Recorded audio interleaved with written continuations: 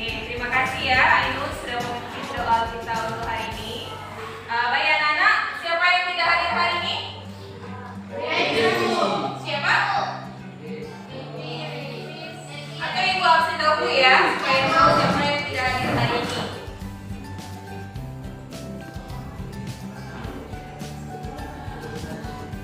Anissa,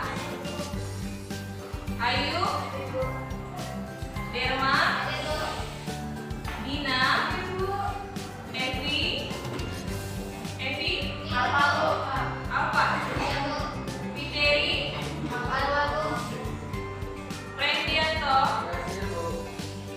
Hendrian, Ila Ahmad, Johan, Laura Ananta,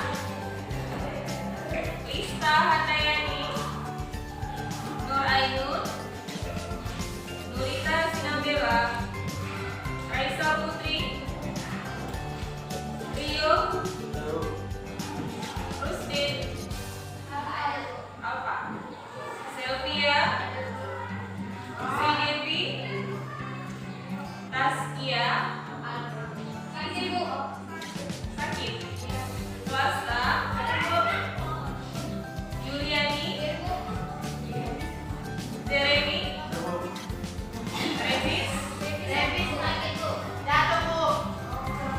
selamat siang Pak Ganda. Semoga cepat sembuh nanti temannya ya. Kita doakan. Oke, baik anak-anak, sebelum kita melanjutkan materi kita hari ini, Ibu mau review dulu pembelajaran kita pada minggu yang lalu. Minggu lalu kita sudah belajar ikatan kimia. Ada yang masih ingat apa arti ikatan kimia? Silahkan angkat tangannya. Ya, Ainun, silahkan.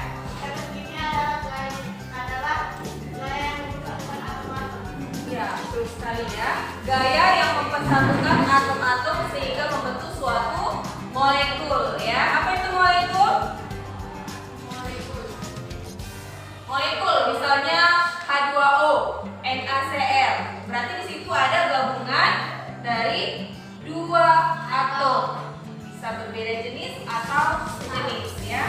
Baik, hari ini kita lanjutkan materi kita tentang ikatan ion.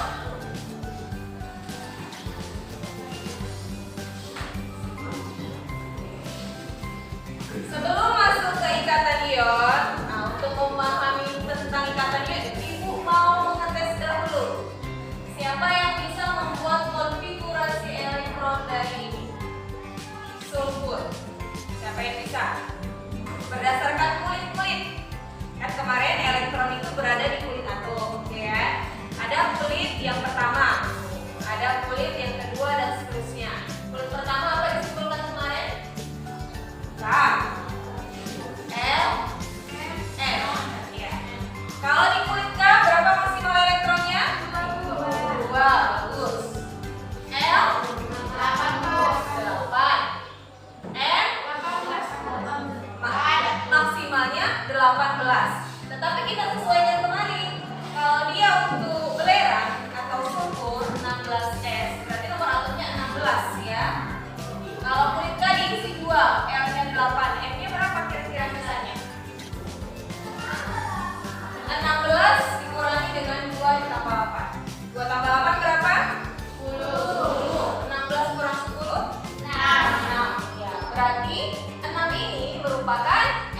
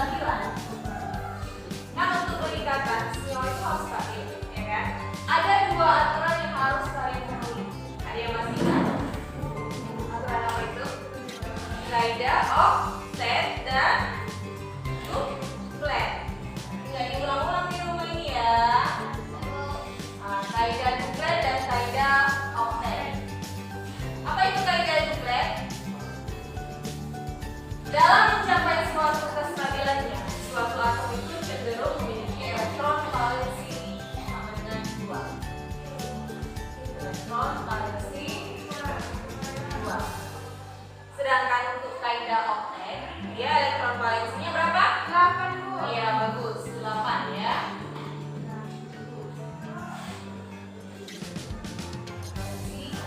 Nah, jadi ini harus ingat, suatu unsur atau senyawa itu dia akan mencapai suatu keadaan stabil.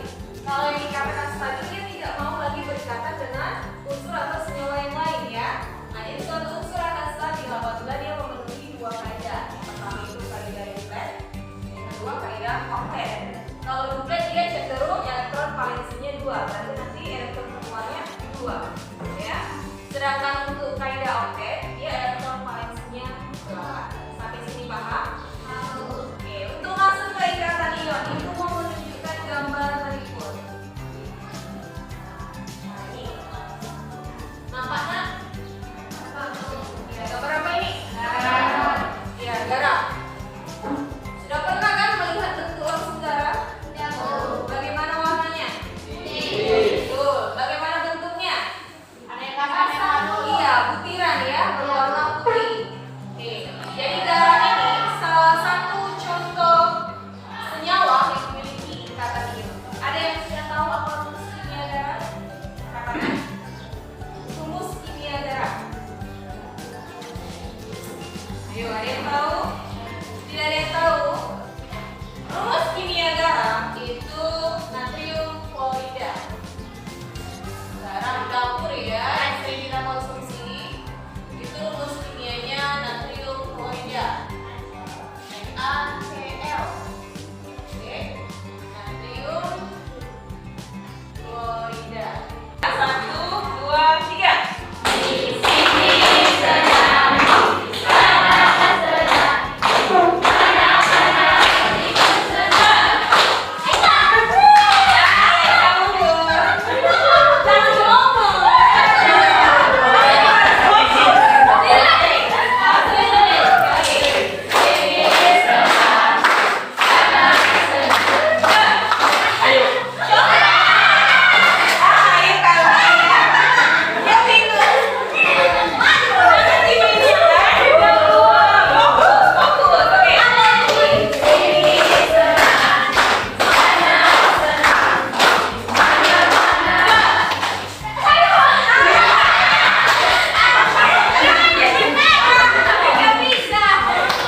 Kali ya.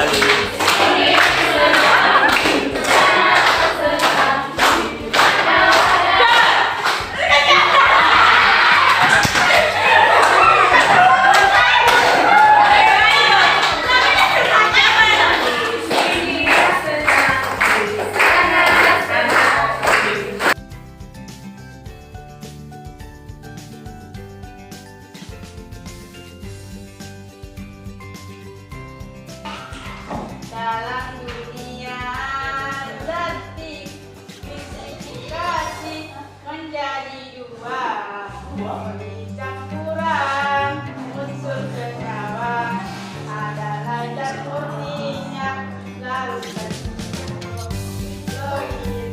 Campuran homogen disebut larutan, campuran heterogen disebut suspen. Koloid larutan namun partikelnya lebih besar jika dibandingkan dengan larutan kumpulan atom bisa membentuk molekul lebih besar. Untuk senyawa molekul dan jenis atom sedang senyawa lebih dari satu, contohnya unsur H2 hidrogen, O2 oksigen, dan N2 nitrogen. Contoh molekul senyawa H2O air, nasi garam, H2SO4 asam sulfat senyawa terbentuk dari reaksi kimia campuran. Selamat pagi menjelang siang semuanya. Pagi.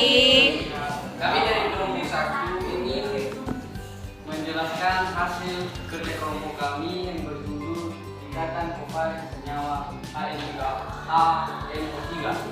Asam nitrat. Dan penjelasan selanjutnya akan dijelaskan kepada teman kami bernama Aisyah. Selamat pagi menjelang siang semuanya. Ikatan kovalen koordinasi adalah ikatan kovalen yang pasangan elektron ikatannya berasal dari salah satu atom yang digunakan. Ikatan kovalen koordinasi terjadi jika salah satu atom, biasanya atom pusat, memberikan elektron untuk berikatan dan dipakai bersama-sama dalam ikatan. Bisa dilihat pada nomor 1 dari elektron pasangan bahwa memberikan sepasang elektron, sedangkan memberikan elektron yang dipakai bersama. Selamat pagi dan selamat datang semua.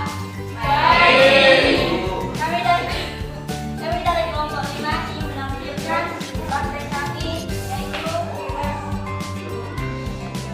NH3 amonia yang akan dipraktekkan oleh saudari kami.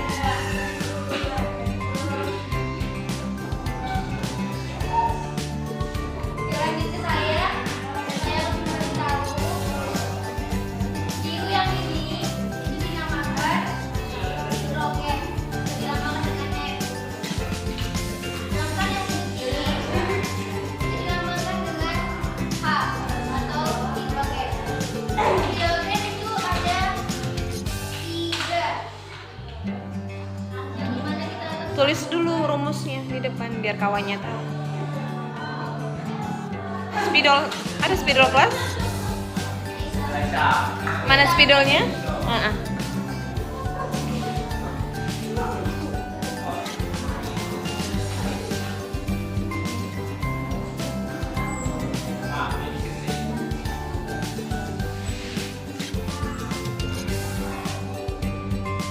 Tiganya di bawah nak, tiganya di bawah. Iya.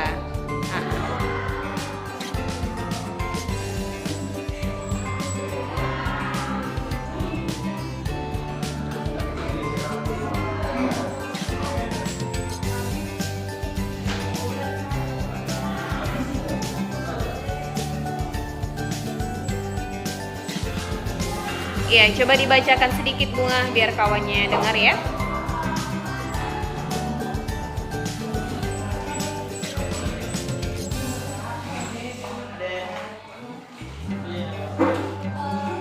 lambang dari N, warna dari N biru yang dilambangkan dengan satu warna kuning dan H warna putih. Jadi kita menggabungkan menjadi NH3 atau Amonia.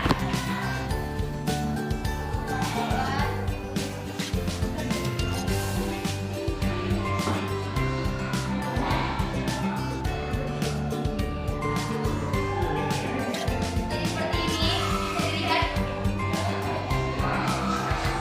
Kita sambung ke hidrogen.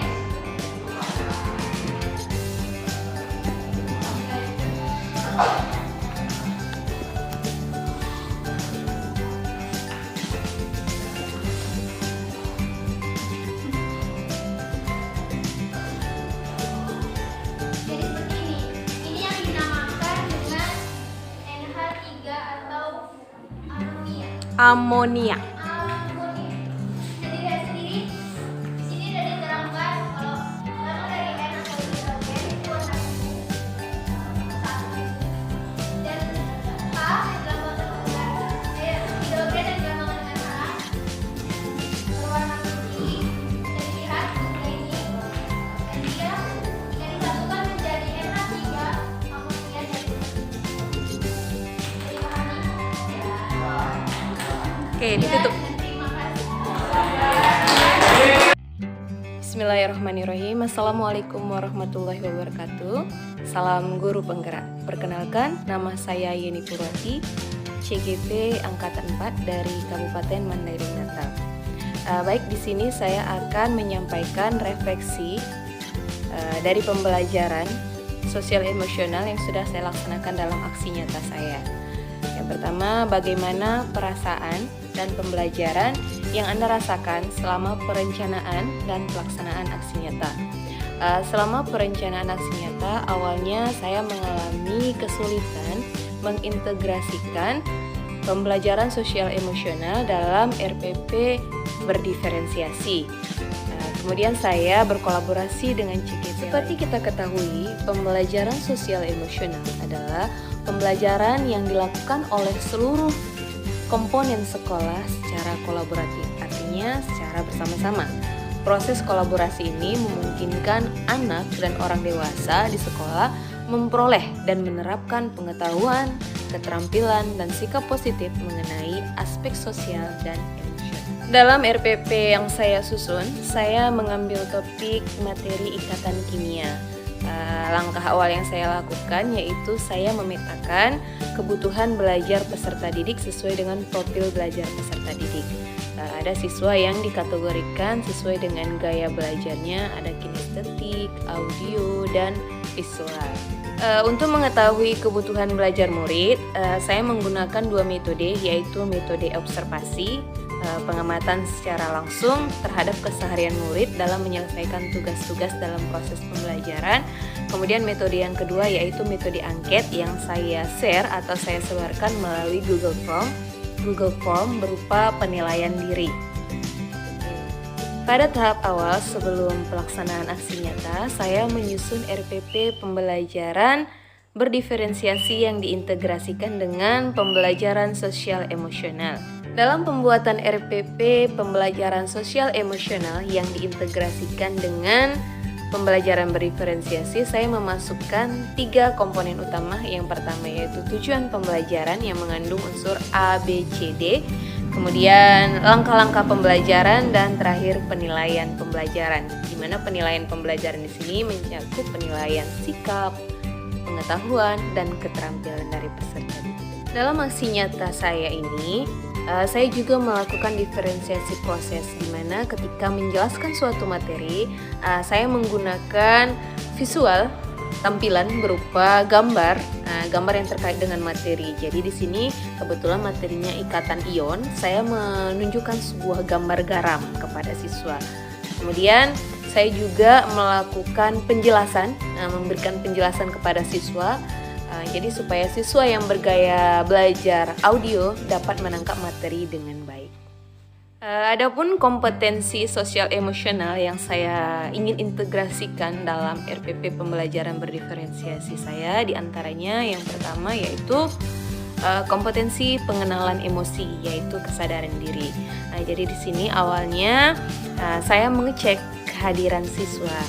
Kemudian mengelola emosi dan fokus, yaitu kompetensi pengelolaan diri, fokus mereka ketika mereka mengikuti pembelajaran. Kemudian kesadaran sosial, yaitu empati. Kemudian keterampilan berelasi atau bekerja sama. Hal ini dapat kita amati ketika mereka melakukan diskusi kelompok untuk menyelesaikan permasalahan yang diberikan oleh guru ataupun merancang suatu proyek sesuai dengan gaya belajar mereka.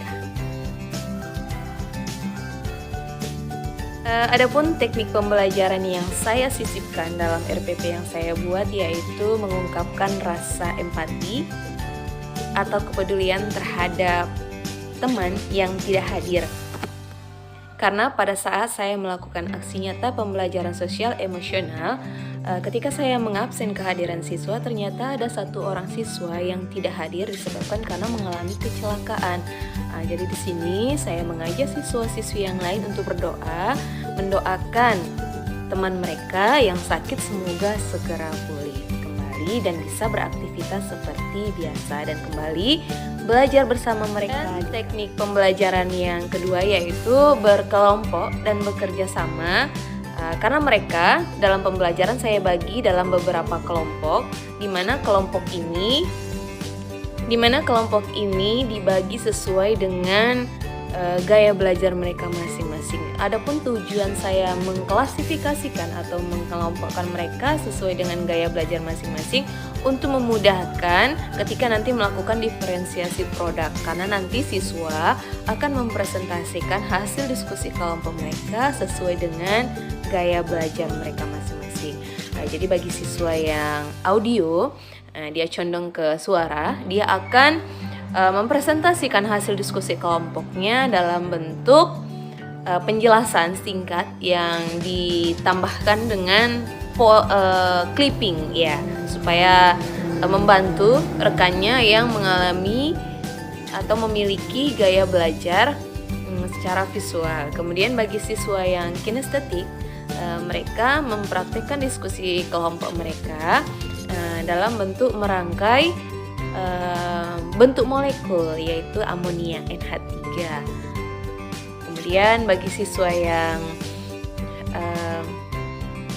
visual bisa menampilkannya dalam bentuk poster.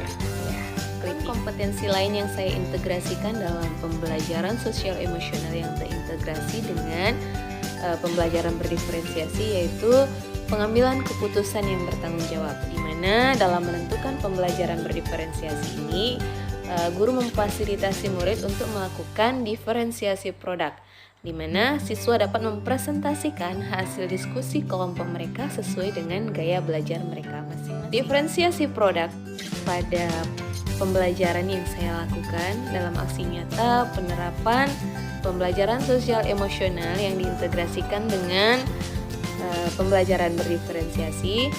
Ada 3 diferensiasi produk yang saya lakukan. Yang pertama, produk murid itu dalam bentuk murid audiovisual, di mana mereka menampilkan hasil diskusi kelompok mereka dalam bentuk poster yang disertai dengan penjelasan singkat. Kemudian diferensiasi produk untuk murid yang memiliki gaya belajar audio, mereka mempresentasikan hasil diskusi kelompok mereka dalam bentuk presentasi dalam bentuk lagu. Jadi mereka merangkum materi yang terkait tentang pembelajaran dalam bentuk lagu. Kemudian diferensiasi produk juga terjadi untuk murid yang memiliki gaya belajar kinestetik. Di mana untuk murid yang memiliki gaya belajar kinestetik, mereka mempresentasikan diskusi hasil kelompok mereka dalam bentuk merangkai bentuk molekul NH3 atau amonia. Dalam RPP pembelajaran sosial emosional yang diintegrasikan dengan pembelajaran berdiferensiasi, saya mengintegrasikan penerapan KSE pengelolaan diri, di mana hal ini saya terapkan dalam pembelajaran ketika melakukan kegiatan ice breaking bersama anak-anak.